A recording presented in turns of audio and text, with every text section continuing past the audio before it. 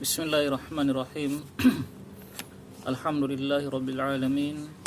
Wassalatu wassalamu ala nabiyyina Muhammadin wa ala alihi wa ashabihi wa man tabi'ahum bi ihsanin ila yaumiddin. Amma ba'da. Allahumma anfa'na bima 'allamtana wa 'allimna ma yanfa'una wa zidna ilma.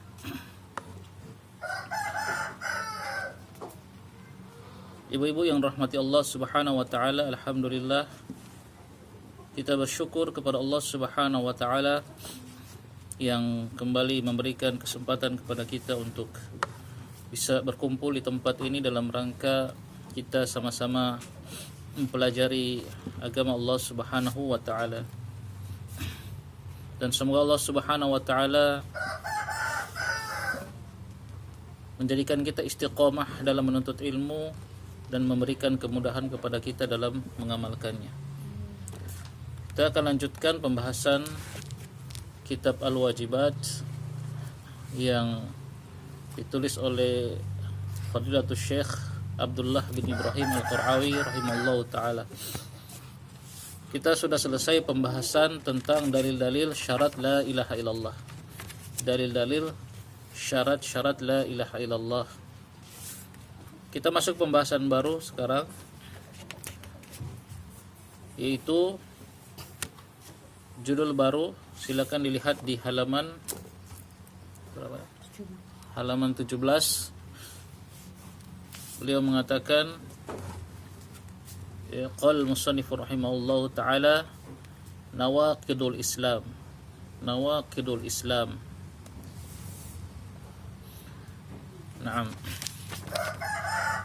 Tafadhali, silakan dibaca. Qala al-musannif rahimahullahu ta'ala. Kalau baca kitab dimulai dengan hamdalah dulu, bismillah, salawat, terus Alhamdulillah hamdan katsiran tayyiban barakan fihi kama yuhibbu rabbuna wa yarda. Asyhadu an la ilaha illallah wahdahu la syarika lah wa asyhadu anna Muhammadan abduhu wa rasuluh. Sallallahu ala nabiyyina Muhammadin sallallahu alaihi wasallam wa ala alihi wa sahbihi wa man tabi'ahum bi ihsanin ila yaumil din. Ba'd. Qala al-musannif rahimahullahu ta'ala, nawaqidul Islam. I'lam anna nawaqidul Islami nawaqidul Islami ashratun. Al-awwalu asyirku fi ibadatillahi ta'ala. Qala Allah ta'ala, inna Allah la yaghfiru an yushraka bihi wa yaghfiru ma duna dhalika liman yasha.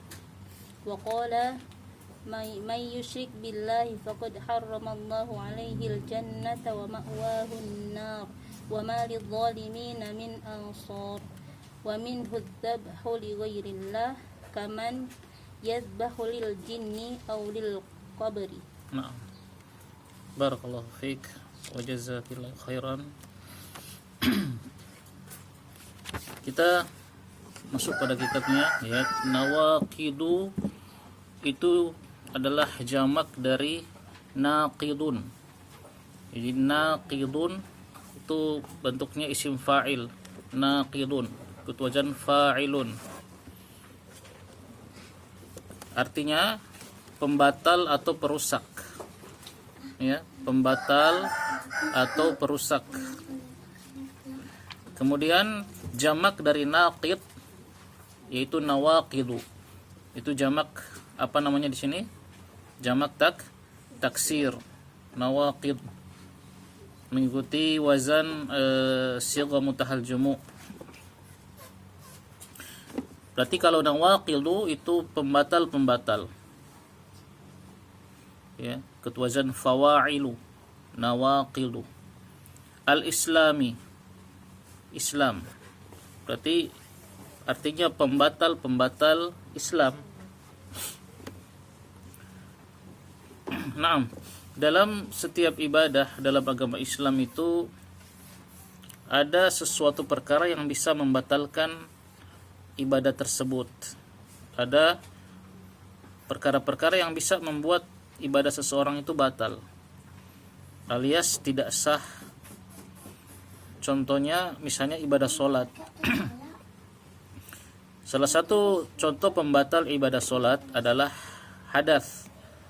Ketika seorang sedang solat, kemudian dia tiba-tiba berhadas, ya misalnya dia buang angin, maka solatnya batal.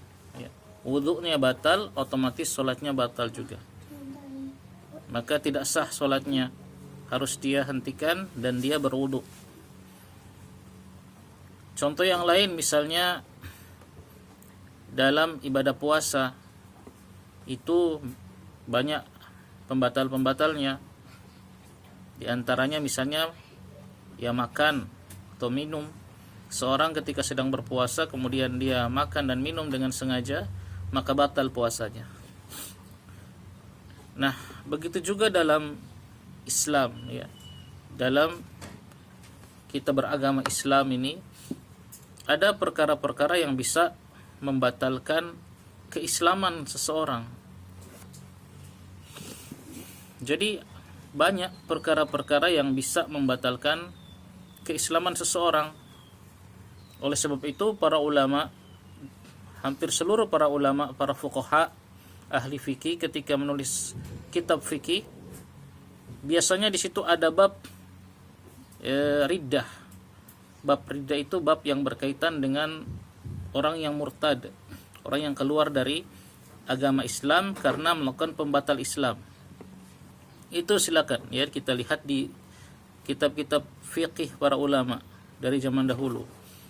Jadi ada perkara-perkara yang memang Allah Subhanahu wa taala dan juga Rasulullah sallallahu alaihi wasallam menjelaskan kalau perkara itu dilakukan oleh seseorang, Islamnya bisa batal. Ya, keislaman dia bisa batal. Maka ini perkara yang sangat penting untuk dipelajari oleh seluruh kaum muslimin. Apalagi di zaman sekarang ini yang banyak tersebar ya, lebih banyak tersebar ya, kejahilan terhadap agama daripada ilmu terhadap agama.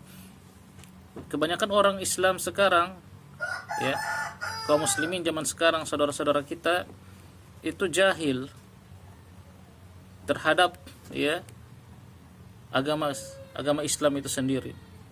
Ya, bahkan pada pokok-pokok agamanya sendiri. Karena tidak mau belajar. Maka ini harus dipelajari tentang permasalahan yang pembatal-pembatal keislaman. Ini bahaya sekali. Bisa jadi seseorang karena dia tidak mempelajari sesuatu keburukan, dia akan terjatuh dalam keburukan itu tanpa sadar. Sebagaimana dikatakan dalam syair, araftu syarra la li syarr walakin litawaqqihi man lam ya'rifi syarra minal khair yaqa' fihi. Aku mempelajari keburukan, mengetahui keburukan bukan untuk melakukan keburukan, tapi untuk menjaga diri darinya. Barang siapa yang tidak mengetahui suatu keburukan dari kebaikan, yaqa' fihi, maka dia akan terjatuh dalam keburukan tersebut. Baik dia sadar atau dia tidak sadar, baik dia sengaja atau dia tidak sengaja. Ya, seperti kita kan, kita wajib mempelajari pembatal-pembatal solat agar kita tahu solat kita ini sah atau tidak. Orang yang tidak tahu pembatal-pembatal solat, ya bisa jadi dia ketika solat sudah melakukan pembatal-pembatal solatnya. Tapi karena dia tidak tahu bahwa perkara tersebut bisa membatalkan solat, ya dia lanjutkan saja solatnya, padahal solatnya tidak sah. Begitu juga dengan ini, pembatal keislaman. Maka ini harus kita pelajari. Kemudian itu yang pertama, tanbih yang pertama. Kemudian tanbih yang kedua, bahwasanya ketika kita mempelajari pembatal-pembatal keislaman, perkara-perkara apa saja yang jika dilakukan atau jika dikatakan itu bisa membatalkan keislaman seseorang, itu kita berbicara hukum yang mutlak. Maksudnya hukum mutlak itu hukum yang tidak diikat dengan person tertentu. Misalnya kita dikatakan siapa yang melakukan perbuatan ini maka dia telah kafir. Itu kan mutlak. Artinya bebas, tidak dikaitkan dengan orang tertentu. Itu namanya takfir mutlak. Dan ini banyak dalam Al-Quran. Allah menjelaskan barang siapa yang melakukan ini maka mereka telah kafir. Ini hukum mutlak. Kalau sudah ditakyin, diikat dengan person tertentu, maka ini kita harus ya berhati-hati ya. Ketika perbuatan itu sudah dikaitkan dengan orang tertentu atau namanya takfir muayyan, maka ini banyak sekali aturan-aturan. Artinya tidak boleh kita langsung mengkafirkan seseorang ketika dia melakukan salah satu pembatal keislaman ini. Nah, jadi ketika kita belajar ini kita bicara secara umum, secara mutlak. Ya, misalnya, barang siapa yang melakukan suatu perbuatan tertentu, dia hukumnya kafir. Nah, ini kan tidak diikat dengan orang tertentu, tidak disebut namanya siapa, cuma mutlak, bebas begitu. Nah, ketika sudah dikaitkan dengan orang tertentu, langsung ditakyin orangnya. Nah, ketika orang itu melakukan suatu pembatal keislaman, tidak boleh langsung dikafirkan. Tidak boleh. Harus ada aturan-aturan yang telah digariskan oleh para ulama. Harus terpenuhi syarat-syaratnya, bahwa dia sudah memenuhi syarat untuk dikafirkan. Harus hilang mawani'-mawani'nya, hilang perkara-perkara yang mencegah dia untuk dikafirkan. Kalau syaratnya sudah terpenuhi, kemudian mawani'nya, pencegahnya sudah hilang semua, baru jatuh vonis dia kafir. Ini kalau orangnya sudah tertentu. Nah, dan ini pembahasannya panjang, dan yang melakukan itu adalah para ulama. Tuh. Ya, contoh misalnya begini. Barang siapa yang menghina atau melecehkan, ya, menghina Allah misalnya atau menghina Rasulullah, hukumnya orang ini telah kafir dan murtad.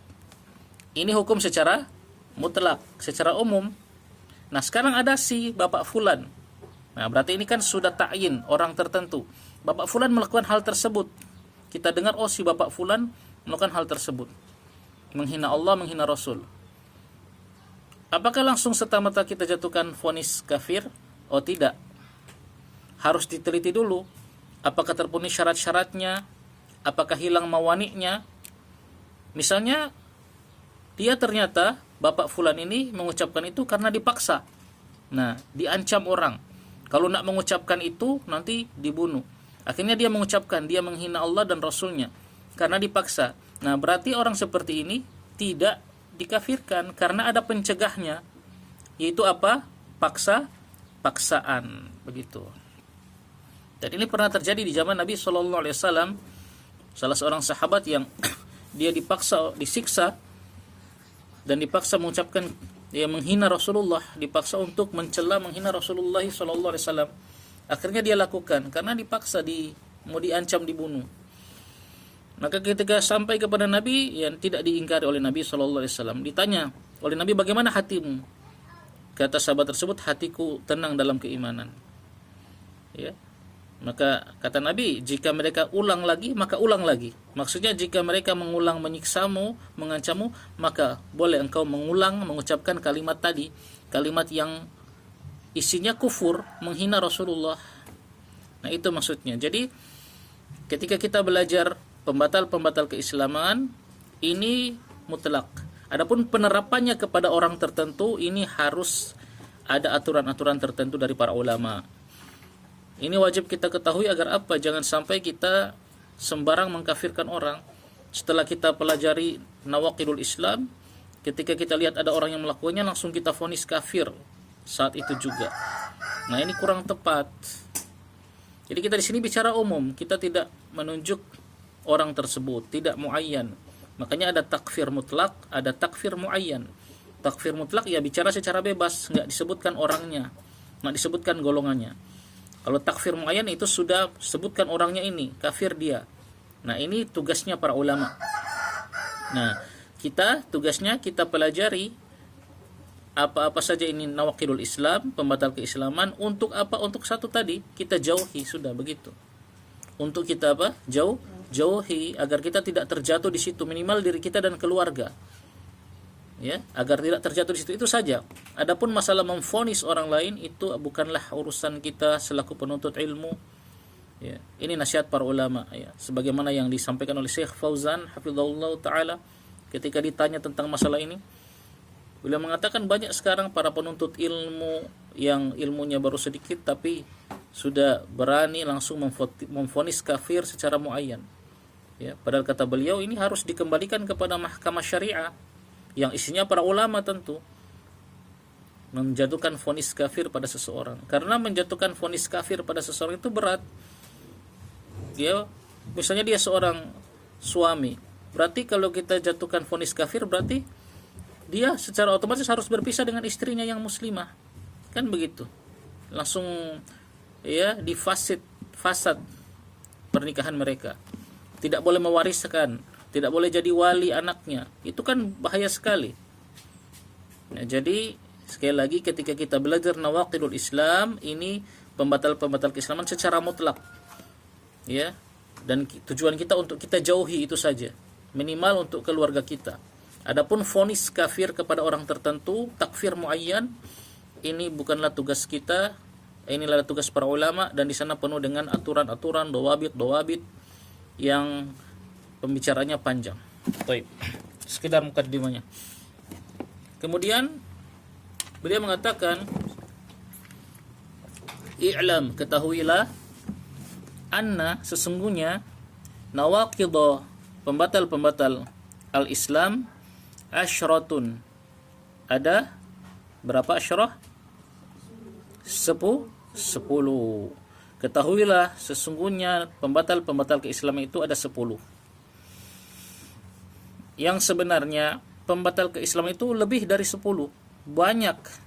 Tapi di sini kenapa beliau hanya mengatakan 10? Dikatakan oleh para ulama bahwasanya 10 inilah yang disepakati. Nah, jadi 10 pembatal keislaman yang akan beliau sebutkan ini disepakati oleh seluruh para ulama bahwa dia merupakan pembatal keislaman itu. Adapun yang lain-lain itu masih diperselisihkan, begitu.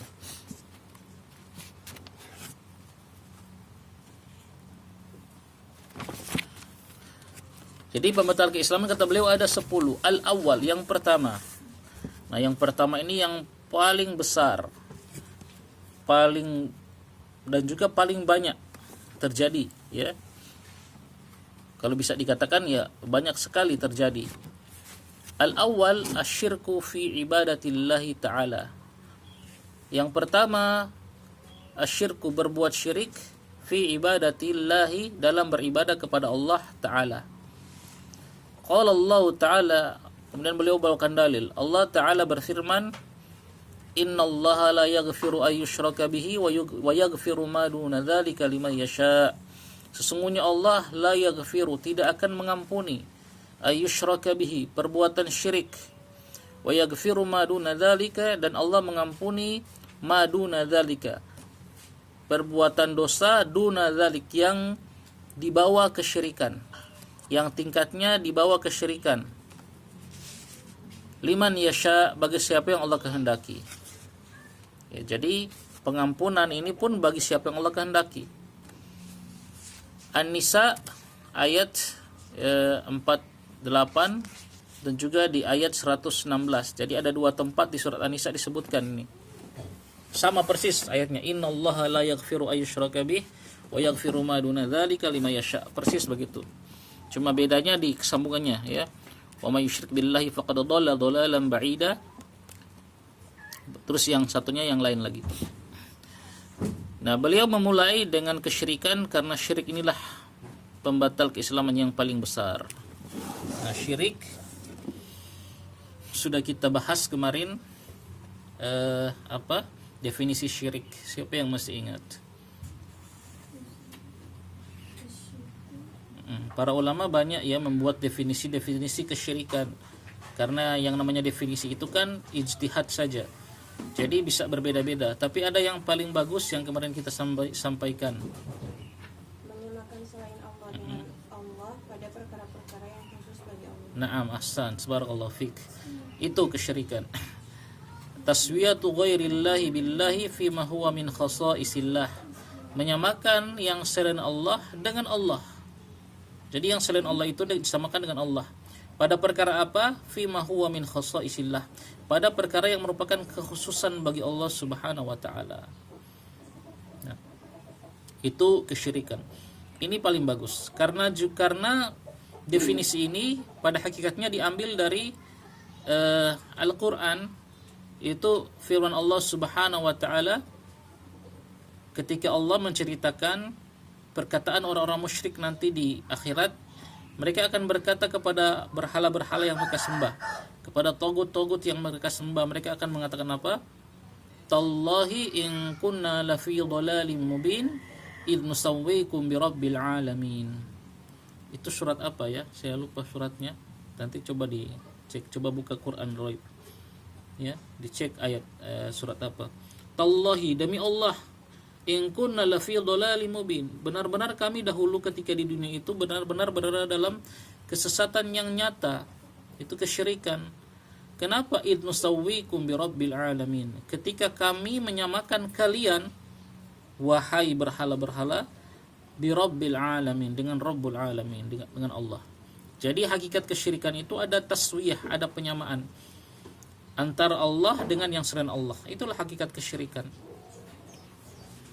Nah, jadi diambil dari situ, dari kata-kata mereka nusawwi, itu fiil ya, sawwa yusawwi. Ya, DP apa ininya masdarnya taswiyah. Nah, taswiyah. Diambil dari situ, makanya taswiyatu ghairillahi billah itu. Ini menyamakan. Jadi pada hakikatnya orang yang menyamakan Allah dengan makhluk ya pada perkara yang khusus bagi Allah, dia telah menghinakan Allah Subhanahu wa taala, baik dia sadar atau tidak sadar. Coba ibu-ibu dibayangkan ya, kalau ada orang menyamakan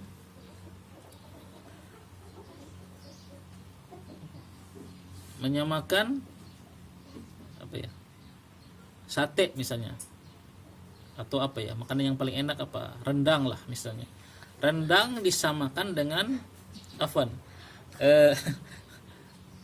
tai kuda misalnya ya, rendang disamakan dengan kotoran sapi misalnya. Kira-kira ini menghina si rendang atau tidak?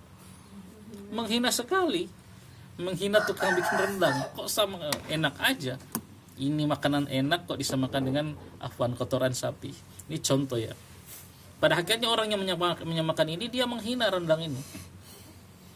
Ini antara makhluk begini, ada perkara yang nggak boleh disamakan, nanti menghina si makhluk tersebut. Ini makhluk lah, lalu bagaimana dengan Rabbul Alamin dan Allah Subhanahu wa taala ketika disamakan dengan makhluk yang hina?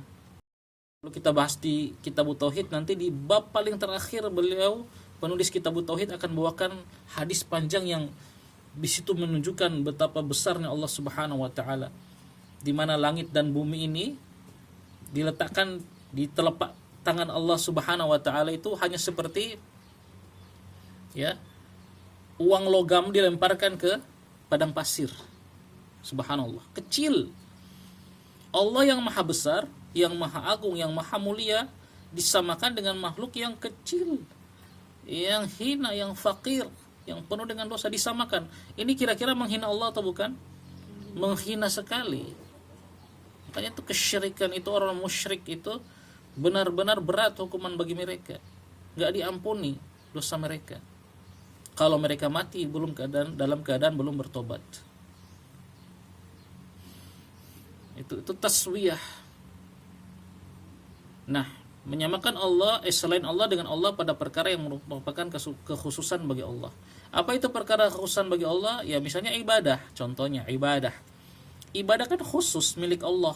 Ibadah itu ya, ibadah seorang hamba itu khusus milik Allah. Artinya hanya boleh diberikan kepada Allah, tidak boleh diberikan kepada yang lain. Maka kalau ada orang yang memalingkan salah satu jenis ibadah apa saja, maka dia telah berbuat syirik kepada Allah. Ini bahaya. Ya, ibadah itu kan luas, banyak sekali. Yang beliau akan sebutkan di sini contohnya adalah menyembelih. Nah, ini hakikat kesyirikan. Maka berhati-hati kita dari perbuatan syirik. Nah, syirik yang merupakan pembatal keislaman ini adalah syirkul akbar. Karena kita tahu syirik itu ada dua. Ada syirkul akbar, ada syirkul asghar. Ada asyirkul akbar dan asyirkul asghar. Syirik yang besar dan syirik yang kecil. Nah, syirik yang mengeluarkan seseorang dari Islam adalah syirik yang besar. Yang tadi taswiyatu ghairillahi billah fima huwa min khasaisillah. Nah, orang yang berbuat syirik akbar ini kemudian dia mati dalam keadaan belum bertobat, maka dia tidak akan diampuni oleh Allah Subhanahu wa taala. Jadi surat An-Nisa tadi, sesungguhnya Allah tidak mengampuni dosa syirik, itu adalah kalau orangnya mati belum bertobat. Kasih catatan itu, kalau orangnya mati belum bertobat. Kalau dia sudah bertobat, dia berbuat syirik-syirik akbar apa saja, tapi sebelum mati dia sempat bertobat dengan taubatan nasuha, tobat yang benar, dia berhenti dari perbuatan syirik, dia menyesal, kemudian dia bertekad tidak akan mengulanginya lagi. Nah, kalau terpenuhi ini terus dia mati, ya berarti diampuni. Innallaha yaghfiru dzunuba jami'an. Sesungguhnya Allah mengampuni semua dosa. Itu tidak bertentangan dengan surat An-Nisa. Ya kan ada ayat seperti itu. Innallaha yaghfiru dzunuba jami'an. Sesungguhnya Allah mengampuni semua dosa. Nah, di surat An-Nisa dikatakan Allah tidak mengampuni dosa syirik. Ini tidak bertentangan. Maksud di surat An-Nisa ini, kalau orang yang berbuat syirik ini mati dan belum bertobat. Begitu. Maka dia, kalau syiriknya syirkul akbar, maka dia masuk neraka selama-lamanya. Khalidan mukhallad. Kekal selama-lamanya. Jadi dia sudah murtad berarti. Sudah keluar dari Islam, batal Islamnya dengan kesyirikan ini. Na'udzubillah min dzalik. Nas'alullah as-salamata wal afiyah. Seperti itu. Kalau dia sempat bertobat sebelum mati, maka dia diampuni, begitu.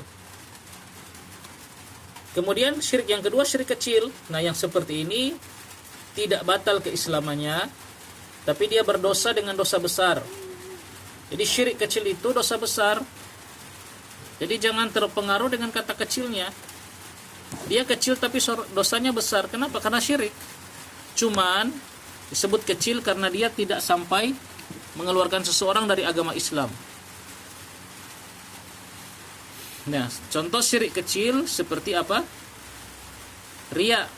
Nah, Nabi SAW mengatakan, Inna akhwafa ma akhafu alaikum asyirkul asghar. Sesungguhnya yang aku paling takut, kata Nabi, terjadi pada kalian adalah syirik kecil. Maka para sahabat bertanya, apa itu syirik kecil ya Rasulullah? Beliau mengatakan, ar-riya. Itu riya. Insyaallah riya kita semua orang Indonesia sudah paham lah maknanya. Riya itu menampakkan menampakkan ibadah untuk mendapatkan pujian manusia. Itu riya. Riya ini biasanya menjangkiti ibadah-ibadah yang tampak, seperti sholat, sedekah, haji, dan yang lainnya. Nah, kalau riya ini dilakukan masuk pada suatu ibadah, maka ibadah tersebut batal pahalanya. Nah, kita lanjutkan. Jadi poin-poin perbedaan antara asyirkul akbar dan asyirkul asghar. Kalau syirkul akbar, pelakunya jika dia mati tidak bertobat, maka dia kekal di dalam neraka selama-lamanya. Kemudian kalau syirkul asghar tidak demikian.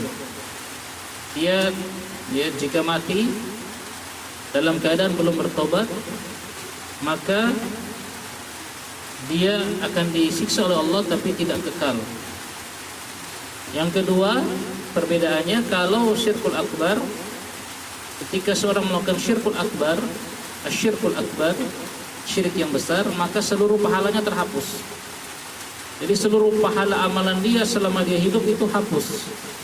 Sholat dia, puasa dia, haji dia, yang dilakukan selama puluhan tahun dia hidup itu terhapus. Ya. La in asyrakta la yahbatanna 'amaluk, kata Allah.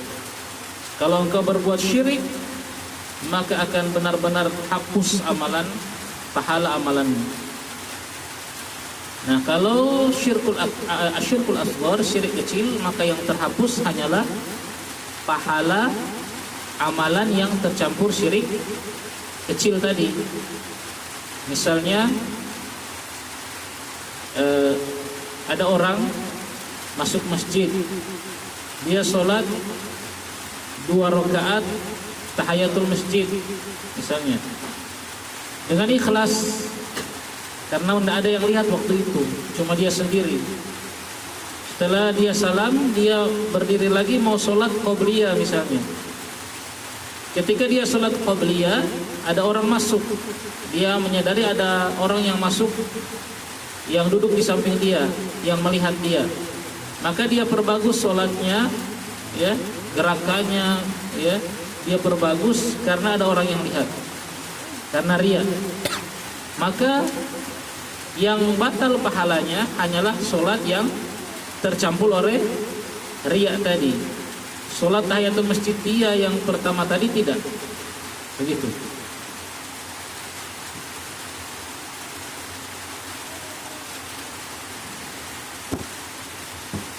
Ya, bisa dipahami ya.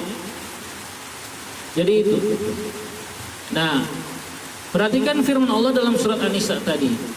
Innallaha la yaghfiru ayyushraka bihi. Sesungguhnya Allah tidak mengampuni dosa syirik dan mengampuni dosa-dosa yang di bawah tingkat kesyirikan. Kan di sini Allah tidak mengampuni dosa syirik. Maksudnya di sini syirik akbar atau syirik asghar? Naam. Para ulama menjelaskan ini syirik dua-dua. Ayat ini bukan hanya berbicara tentang syirik besar, tapi juga syirik kecil. Jadi kalau kita berbuat syirik kecil dan mati belum bertobat dari syirik kecil tersebut, maka Allah tidak akan ampuni. Allah akan apa? Azab. Tapi bedanya dia azabnya tidak kekal, seperti itu. Adapun firman Allah, wa yaghfiru ma duna dzalika liman yasha, dan Allah mengampuni dosa yang di bawah syirik. Itulah dosa-dosa maksiat yang di bawah syirik. Seperti yang berzina, naudzubillah, ya, minum khamar. Nah, ini orangnya kalau mati dosa-dosa yang di bawah syirik tadi, maksiat tadi, kalau dia mati belum bertobat, maka dia ada kemungkinan diampuni oleh Allah walaupun dia belum bertobat. Ini dia mati, belum bertobat dari zinanya, belum bertobat dari minum khamarnya, belum bertobat dari main judinya. Kalau dia mati, maka masih ada kemungkinan diampuni oleh Allah. Di bawah kehendak Allah, tahta masyiatillah. Kalau Allah kehendaki Allah azab, itu pun tidak kekal. Kalau Allah kehendaki langsung Allah ampuni bisa saja. Karena mungkin dia punya amal-amal lain yang bisa menutupi dosa dia. Itu maduna dzalik, dosa yang dibawa kesyirikan. Tapi kalau dosa kesyirikan, pasti Allah Subhanahu wa taala akan azab kalau tidak bertobat. Baik itu syirik besar ataupun syirik kecil. Kalau orang belum bertobat dari syirik besar terus mati, maka dia diazab kekal selama-lamanya dalam neraka. Kalau orang berbuat syirik kecil seperti riya dan belum bertobat sampai dia mati, maka dia pasti diazab oleh Allah, tapi tidak kekal. Nah, ini bahaya syirik kecil. Kata para ulama, ayat ini jangan kita menganggap cuma berlaku untuk syirik besar. Ini untuk syirik kecil juga. Allah nggak akan ampuni kalau mati belum bertobat. Tapi bedanya, azabnya tidak kekal kalau syirik kecil. Dia akan dikeluarkan dari azab dan akan masuk surga. Kalau syirik akbar yang besar, azabnya kekal selama-lamanya karena dia dihukumi telah murtad. karena melakukan syirik besar yang akbar. Seperti itu. Bisa dipahami ini? Nah, makanya hati-hati dengan riya. Hati-hati dengan sum'ah. Hati-hati kalau kita nggak bertobat, ya na'udzubillah, itu bisa diadab oleh Allah Subhanahu wa taala. Karena tetap dia ruang lingkupnya masih masuk kata syirik. Di sini kan Allah mengatakan la yaghfiru ayyushraka, berbuat syirik. Allah tidak mengampuni perbuatan syirik. Ya, berarti mencakup syirik besar, syirik kecil. Cuma bedanya tadi. Karena para ulama menjelaskan ayyushraka di sini adalah masdar muawwal yang dia asalnya masdar muawwal ini bisa dikembalikan ke masdar sori syirkan. Ya, sehingga makna ayat ini bisa innallaha la yaghfiru syirkan. Gitu. Syirkan ini adalah masdar sori dan dia nakirah, artinya umum. Bisa syirik kecil maupun syirik besar. Kita berhati-hati ketika kita belajar menuntut ilmu, bersihkan niat-niat kita. Kita berdakwah, kita mengajar, bersihkan niat kita. Ini nasihat bagi kita semua. Kita bersedekah, kita sholat, ya, terutama ibadah-ibadah yang memang harus ditampakkan seperti sholat 5 waktu bagi laki-laki di masjid misalnya. Kalau perempuan kan bisa disembunyikan. Atau sedekah, ya minimal ketika kita bersedekah, orang yang kita kasih sedekah kan tahu siapa yang bersedekah. Makanya para salaf dulu sering memberikan sedekah tanpa diketahui orangnya. Jadi diantar sedekah secara diam-diam pada malam hari. Intinya di sini kita berhati-hati dari syirik kecil, dari riya ini. Kemudian itu ya syirik. Apa lagi? Ya jadi tadi definisi syirik, kita tidak boleh menyamakan selain Allah dalam masalah ibadah. Kemudian beliau bawakan juga di sini apa? Beliau bawakan di sini dalil yang kedua. Qala Allah Ta'ala, firman Allah Ta'ala, innahu ma yusyrik billahi faqad harrama Allahu 'alaihi al-jannah wa ma'wahu an-nar wa ma lidh-dhalimin min ansar. Surat Al-Maidah ayat 72.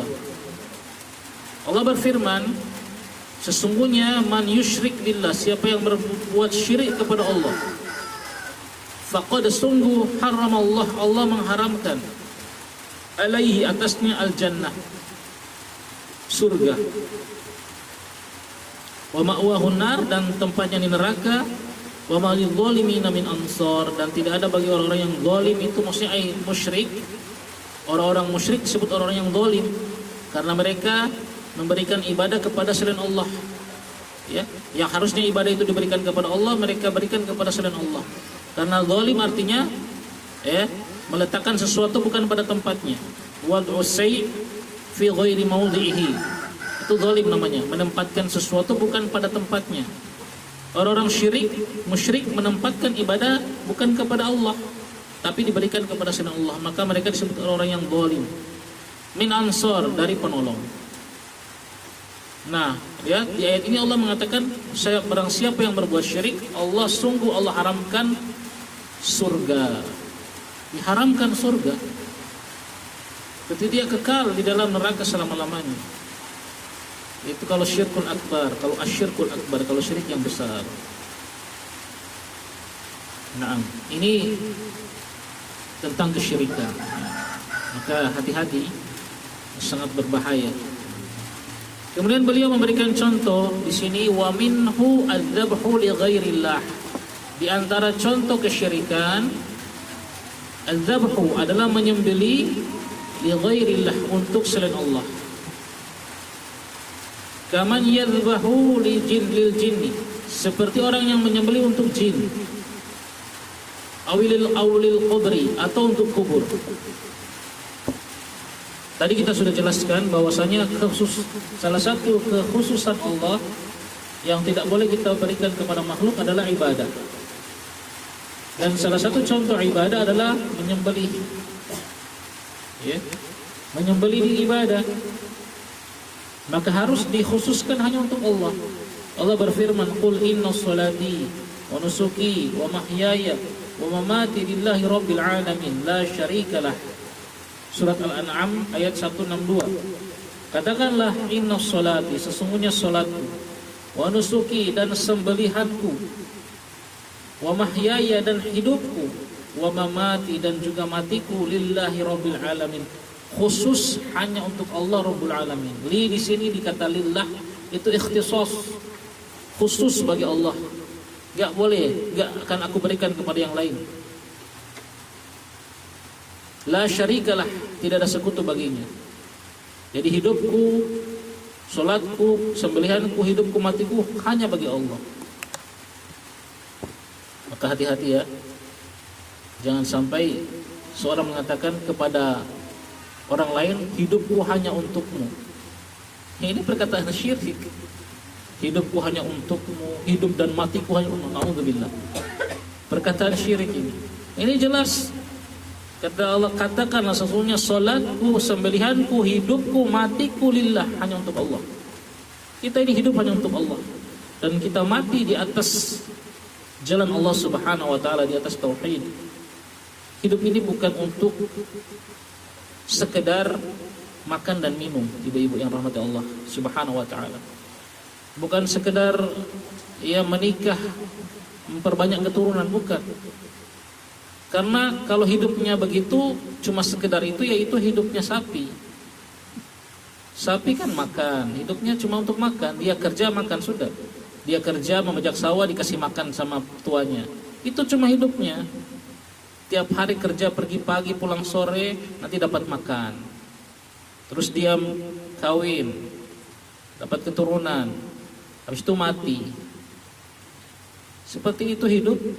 Nah, itu hidupnya sapi kalau seperti itu. Makanya Allah mengatakan orang kafir itu ulaika kal an'am bal hum adall. Mereka itu seperti al-an'am. Apa itu al-an'am?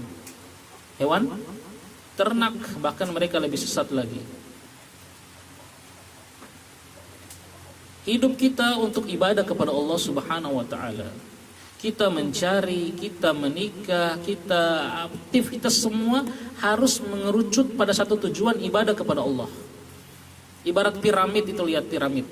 Kan bawahnya besar, ujungnya kerucut kan? Itu piramid itu semua aktivitas kita.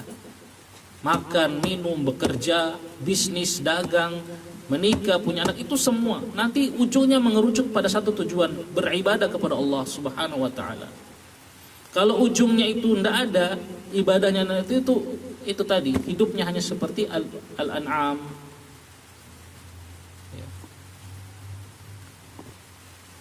Hidup dan matiku hanya untuk Allah Subhanahu wa taala. Maka gunakan semua aktivitas kita dalam ibadah, dalam hidup ini untuk beribadah. Gunakan semua. Luangkan waktu untuk beribadah kepada Allah Subhanahu wa taala. Bahkan kita bekerja, berdagang, niatkan untuk beribadah kepada Allah. Saya berdagang, mencari, kalau laki-laki misalnya, tujuannya untuk apa? Bersedekah kepada keluarga saya. Sedekah kan ibadah. Kata Nabi, sampai sesuap nasi yang engkau jadikan fi imra'atik, dalam mulut istrimu, itu dihitung sedekah. Gitu. Harus disertai niat kalau seorang laki-laki bekerja. Jadi dia kerja dari jam 7 pagi sampai jam 3 sore. Kalau dia niat untuk mencari nafkah, untuk bersedekah kepada keluarganya, maka dia itu dapat pahala sepanjang itu. Tapi kalau tidak ada niat seperti itu, cuma aktivitas biasa, ya orang harus bekerja agar bisa kasih makan, tanpa ada niat sedekah, niat mengamalkan perintah Allah, la yanfa', tidak manfaat. Dia ya cuma melakukan perkara aktivitas biasa, mubah saja, tidak berdosa dan tidak berpahala. Maka alangkah ruginya hidup kita satu hari 24 jam ini kalau cuma melakukan perkara yang mubah saja. Tidak dapat dosa, tidak dapat pahala, rugi. Harusnya semuanya bernilai pahala. Begitu, harusnya semuanya bernilai pahala. Ibu-ibu mengurus rumah, kalau dari pagi sampai malam ngurus rumah, cuci piring, cuci baju, cuci anak, ngurus anak. Kalau cuma melakukan itu tanpa niat, hanya ini karena saya ibu rumah tangga, inilah kerja saya, ya dapat capek, rugi. Nah, memang dia tidak dapat pahala dan tidak dapat dosa juga, tapi tetap rugi. Sudah capek-capek nggak dapat pahala. Maka niatkan ini untuk berbakti kepada suami, begitu. Mengikuti perintah Rasulullah. Kemarin kan sudah khatam itu kitab sifat-sifat wanita yang solihat. Nah, kalau kita niat mengamalkan hadis-hadis di situ dapat pahala. Seperti itu.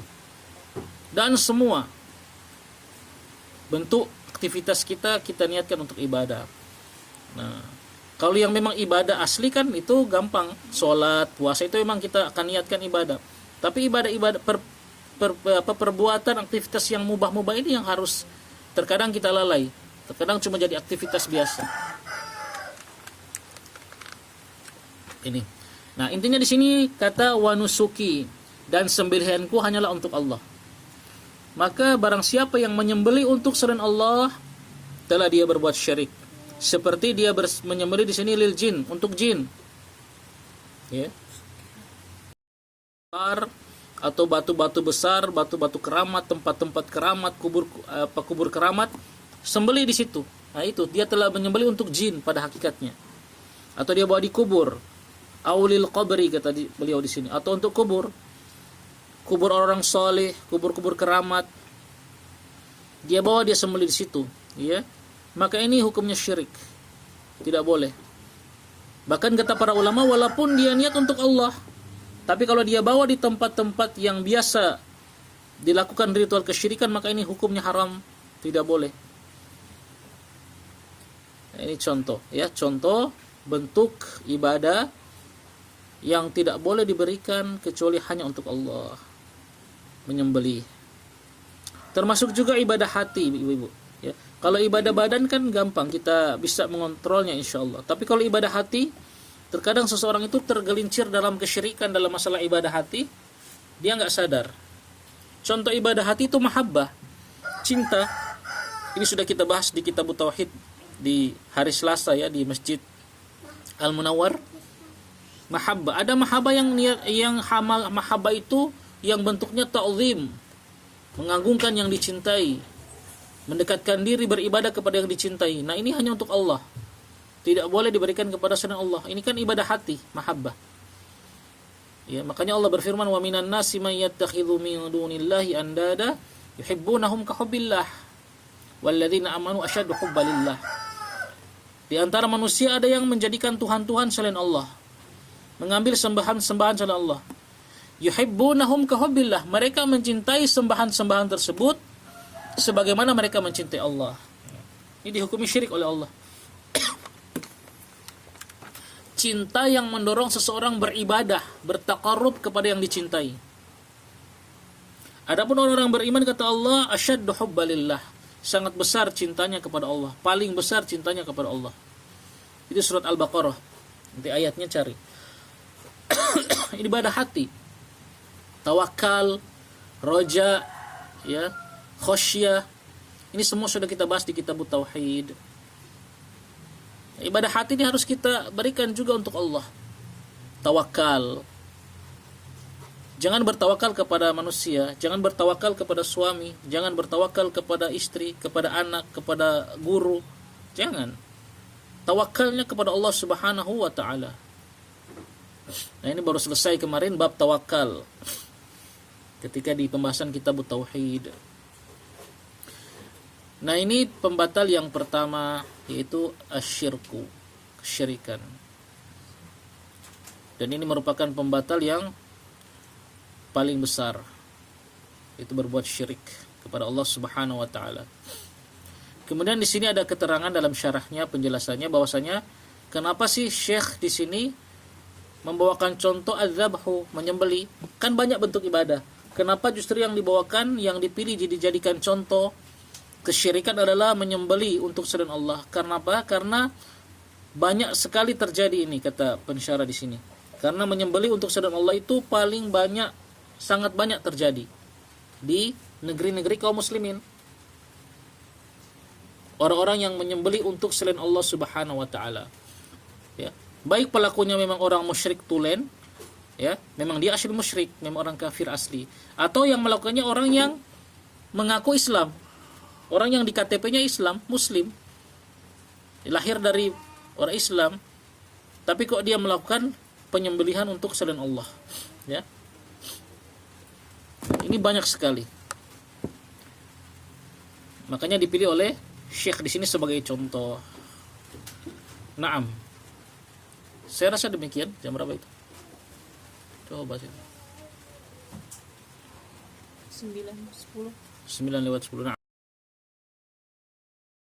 Naam. Cukup dulu ya pembatal yang pertama. Jelas ini ada pertanyaan? Tidak ada, maka kita akhiri. Insyaallah kita akan lanjutkan pada pertemuan yang akan datang. Kita istirahat 5 menit, baru kita akan lanjutkan lagi pelajaran nahwu. Nah, nahwu sharaf. Demikian wallahu taala alam bisawab. Subhanakallahumma wa bihamdika asyhadu an la ilaha illa anta astaghfiruka wa atubu ilaik. Assalamualaikum warahmatullahi wabarakatuh. Waalaikumsalam warahmatullahi wabarakatuh.